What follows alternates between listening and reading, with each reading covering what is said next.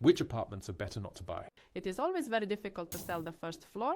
In our mentality, especially among the older generation, there is a belief that there are problems, like water might stand in the basement, or there are sewage issues.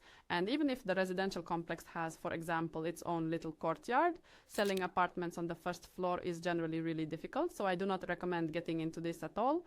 It's very difficult to sell the second floor, so it's not always interesting to buy it, because on the first floor there's commercial activity, which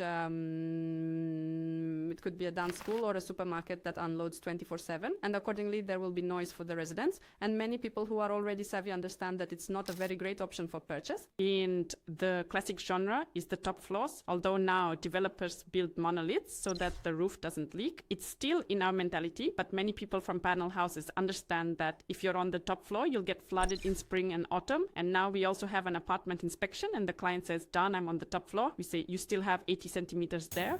He says, "Don, how can this be?" I don't recommend buying these apartments, and I also don't recommend buying apartments with recent inheritance, because if we take the secondary market, it's really risky. I do not recommend buying apartments where a person is registered who refused privatization if they are not ready to deregister. In general, there can be nuances. If you want to understand new buildings or quickly and safely buy a secondary market apartment for living, we will be discussing both new buildings and secondary market in the real estate club. Write the word club and I will send you all the information.